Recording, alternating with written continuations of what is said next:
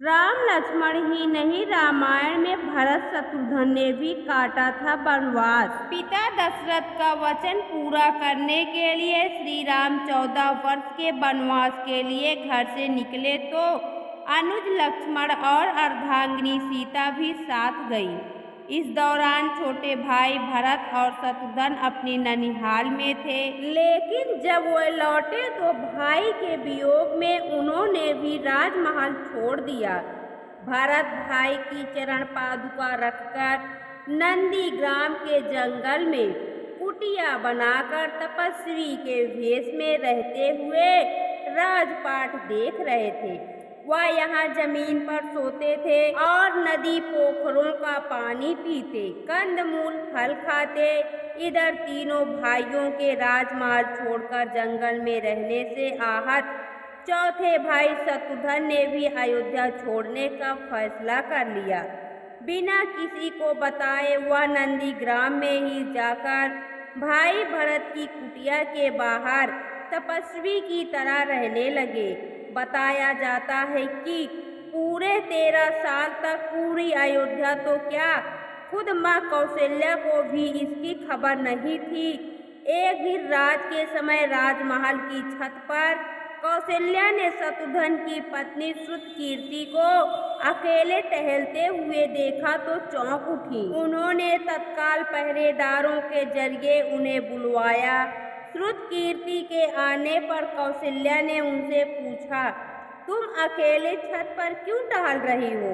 शत्रुघ्न कहाँ है? तो श्रुतकीर्ति ने कहा, मुझे नहीं पता माता, वह तो मुझे 13 वर्षों से कहीं नहीं दिखे हैं। यह सुनकर कौशल्या बहुत दुखी हो गई और खुद आधी रात ही सैनिकों के साथ शत्रुघ्न को खोजने निकल पड़ी। कई जगह पूछने पर पता चला कि वह नंदीग्राम में है। कठिन रास्तों से होते हुए माँ कौशल्या नंदीग्राम पहुंची तो वहां भरत जी कुटिया बनाकर तपस्वी के भेष में दिखे, जबकि कुटिया के बाहर बड़ी चट्टान पर अपनी बाह का तकिया बनाए शत्रुघ्न जी गहरी नींद में सोए मिले। बेटे को वैसी हालत में देखकर माँ कौशल्या द्रवित हो उठी। उन्होंने शत्रुघ्न को छूकर आवाज लगाई तो वह चौंक कर उठे। शत्रुघ्न ने हैरानी से पूछा, माँ यहाँ कहाँ? आपने आने का कष्ट क्यों किया? मुझे ही बुला लेती। माँ कौशल्या उन्हें दुलारते हुए बोली, क्या अपने बेटे से मिलने नहीं आ सकती? लेकिन तुम यहाँ क्यों सोए हो? अयोध्या में क्यों नहीं? तभी शत्रुघ्न भावुक हो उठे।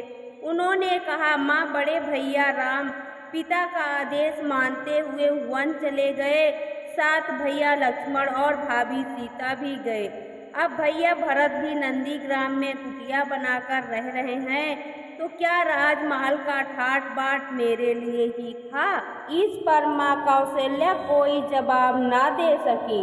शत्रुघ्न ने भाइयों को वन में रहते हुए खुद भी पत्नी और भोग विलासिता से दूरी बना ली थी, मगर माता कौशल्या के आदेश पर उन्हें मथुरा का राजा बनाया गया और पत्नी श्रुतकीर्ति के साथ वहां रहने का आदेश दिया गया।